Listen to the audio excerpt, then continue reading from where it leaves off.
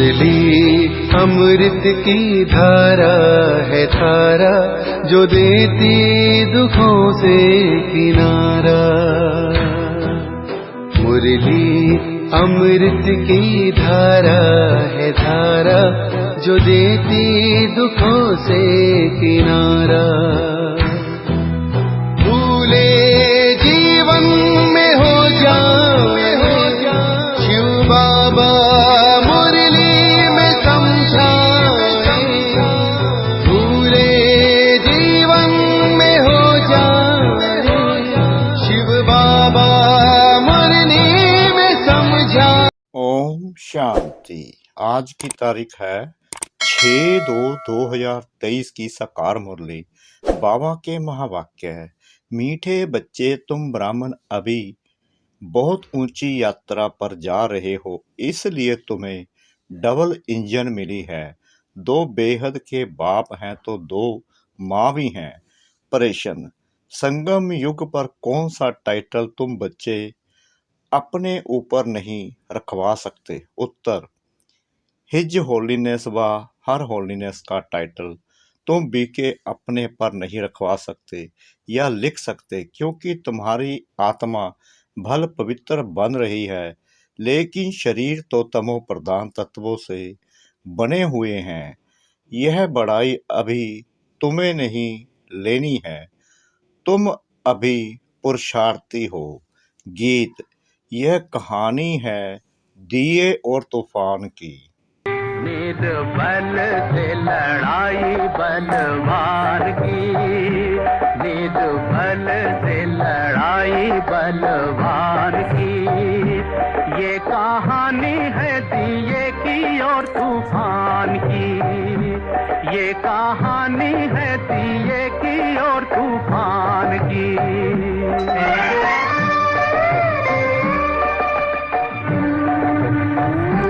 ओम शांति। बेहद का बाप बच्चों को बैठ समझाते हैं। यह तो बच्चे समझ गए हैं कि बेहद के 2 बाप हैं तो माँ भी जरूर 2 होंगी। एक जगदम्बा, दूसरी यह ब्रह्मा भी माता ठहरी। दोनों बैठ समझाते हैं तो तुमको जैसे डबल इंजन मिल गई। पहाड़ी पर जब गाड़ी जाती है तो डबल इंजन लगाते हैं ना। अब तुम ब्राह्मण भी ऊंची यात्रा पर जा रहे हो। तुम जानते हो अभी घोर अंधियारा है। जब अंत का समय आता है तो बहुत हाहाकार होता है। दुनिया बदलती है तो ऐसे होता है। जब रजाई बदली होती है तो भी लड़ाई मारा मारी होती है। बच्चे जानते हैं कि अब नई राजधानी स्थापन हो रही है। घोर अंधियारे से फिर घोर सोजरा हो रहा है। तुम इस सारे चक्कर की हिस्ट्री ज्योग्राफी को जानते हो तो तुमको फिर औरों को भी समझाना है। बहुत माताएं अथवा बच्चियां हैं जो स्कूल में पढ़ाती हैं, वह भी बच्चों को बैठ अगर बेहद की हिस्ट्री ज्योग्राफी समझाए तो इसमें कोई गवर्नमेंट राज नहीं होगी। उन्हों के बड़ों को भी समझाना चाहिए तो और ही खुश होंगे। उन्हों को समझाना चाहिए कि जब तक इस बेहद की हिस्ट्री ज्योग्राफी को नहीं समझा है तब तक बच्चों का कल्याण नहीं हो सकता। दुनिया में जय जयकार नहीं हो सकती। बच्चों को सर्विस करने का इशारा दिया जाता है।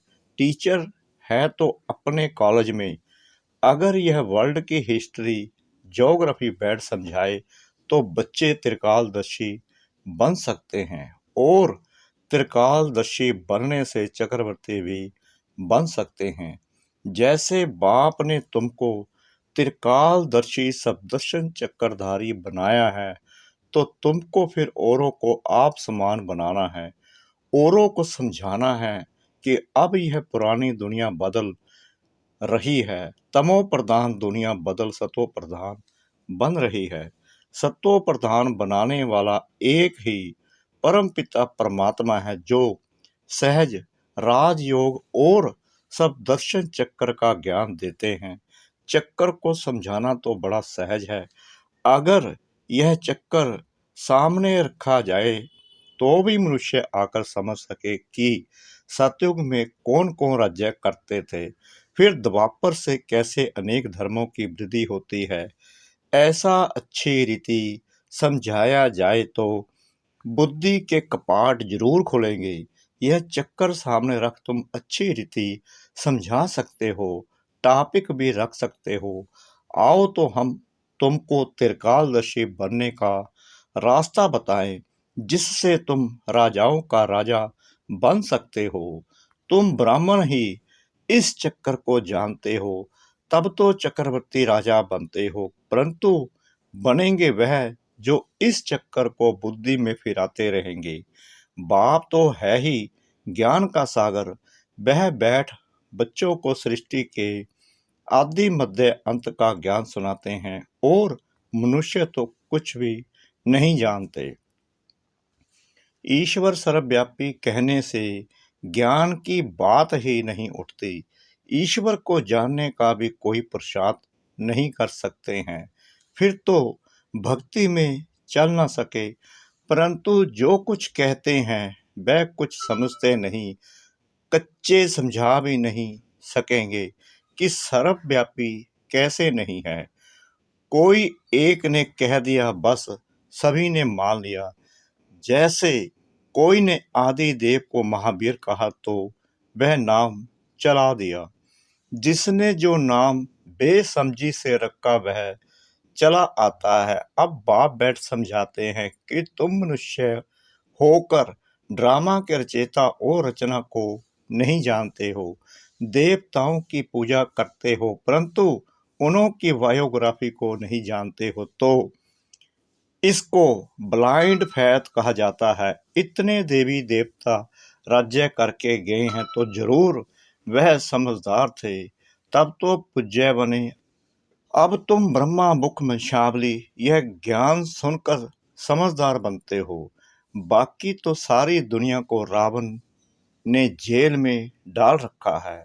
यह है रावण का जेल, जिसमें सभी शोक वाटिका में पड़े हैं, कॉन्फ्रेंस करते रहते हैं कि शांति कैसे हो, तो जरूर अशांति दुख है। गोया सभी शोक वाटिका में बैठे हैं। अभी शोक वाटिका से अशोक वाटिका में कोई फट से नहीं जाता है। इस समय कोई भी शांति व सुख की वाटिका में नहीं है। अशोक वाटिका कहेंगे सत्य को। यह तो संगम युग है, तुमको कोई संपूर्ण पवित्र कह ना सके। हिज होलीनेस कोई बीके अपने को कहला नहीं सकते व लिखवा नहीं सकते। हिज होलीनेस व हर होलीनेस सतयुग में होते हैं, कलयुग में कहाँ से आए। भल आत्मा यहाँ पवित्र बनती है, परंतु शरीर भी तो पवित्र चाहिए, तब हिज होलीनेस कह सकते। इसलिए बढ़ाई लेनी चाहिए। अभी तुम पुरुषार्थी हो। बाप कहते हैं श्री श्री व हिज होलीनेस सन्यासियों को भी कह नहीं सकते। भल आत्मा पवित्र बनती है, परंतु शरीर पवित्र कहाँ है, तो अधूरे हुए ना। इस पतीर दुनिया में हिज व हर होलीनेस कोई हो नहीं सकता। वह समझते हैं आत्मा परमात्मा सदैव शुद्ध हैं, परंतु शरीर भी शुद्ध चाहिए। हाँ, लक्ष्मी नारायण को कह सकते हैं, क्योंकि वहाँ शरीर भी सतो प्रधान तत्वों से बनते हैं। यहाँ तत्व भी तमो प्रधान है। इस समय किसी को भी संपूर्ण पावन नहीं कहेंगे। ऐसे पवित्र तो छोटे बच्चे भी होते हैं। देवताएं संपूर्ण निर्विकारी थे, तो बाप बैठ समझाते हैं तुम कितने समझदार बन रहे हो। तुमको चक्कर का भी पूरा पूरा ज्ञान है। परमपिता परमात्मा जो इस चैतन्य झाड़ का बीज है, उनको सारे झाड़ की नॉलेज है, वहीं तुमको नॉलेज सुना रहे हैं। इस सृष्टि चक्कर के ज्ञान पर तुम कोई को भी प्रभावित कर सकते हो। समझाना चाहिए। तुम परम धाम से आकर यहाँ चोला धारण कर एक्ट कर रहे हो। अभी अंत में सभी को वापस जाना है, फिर आकर अपना पाठ बजाना है। यहाँ अभी जो पुरुषार्थ करेगा वह ऐसे ही राजे रजवाड़े व धनवान के पास जन्म लेगा। सभी नंबरवार पद पाते हैं, नंबरवार ट्रांसफर होते जाएंगे। यह भी दिखाया हुआ है, जहाँ जीत वहाँ जन्म। अभी इन बातों को उठाया नहीं जाता है, आगे चलकर रोशनी मिलती जाएगी। इतना तो है, अभी जो शरीर छोड़ते हैं उनको जरूर अच्छे घर में जन्म मिलेगा। जो बच्चे जास्ती पुरुषार्थ करते हैं उनको खुशी भी जास्ती चढ़ती है। जो सर्विस में तत्पर रहते हैं उन्हों को नशा रहता है। तुम्हारे सिवाय तो सब अंधकार में हैं। गंगा स्नान आदि करने से तो कोई के पाप नहीं धुल सकते। योग अग्नि से ही पाप भस्म होते हैं। इस रावण की जेल से छुड़ाने वाला एक बाप ही है। तब तो गाते हैं पतित पावन, परंतु अपने को पाप आत्मा समझते नहीं हैं। बाप कहते हैं कल्प पहले भी इन्हों का तुम कन्याओं द्वारा ही उद्धार कराया था। गीता में भी लिखा हुआ है, परंतु कोई समझते नहीं है। तुम समझा सकते हो। इस पतित दुनिया में कोई भी पावन नहीं है, परंतु समझाने में भी बड़ी हिम्मत चाहिए। तुम जानते हो अब दुनिया बदल रही है। तुम अब ईश्वर की संतान बने हो। यह ब्राह्मण कुल है, सबसे ऊंच। तुमको सदर्शन चक्र का ज्ञान है। फिर जब विष्णु के कुल में जाएंगे तो तुमको यह ज्ञान नहीं होगा। अभी ज्ञान है, इसलिए तुम्हारा नाम रखा है सब दर्शन चक्रधारी। इस गुहा बातों को तुम्हारे बिगर कोई नहीं जानते। कहने मात्र तो सब कह देते हैं कि ईश्वर की सब संतान है, परंतु प्रैक्टिकल में तुम अभी बने हो। अच्छा, सभी मीठे मीठे बच्चों को याद प्यार गुड मॉर्निंग। बाप का फर्ज है बच्चों को याद करना और बच्चों का फर्ज है बाप को याद करना, परंतु बच्चे इतना याद नहीं करते। अगर याद करते हैं तो अहो सौभाग्य। अच्छा, मीठे मीठे रूहानी बच्चों को रूहानी बाप की नमस्ते। रात्रि क्लास 8/4/1968। यह ईश्वरीय मिशन चल रही है।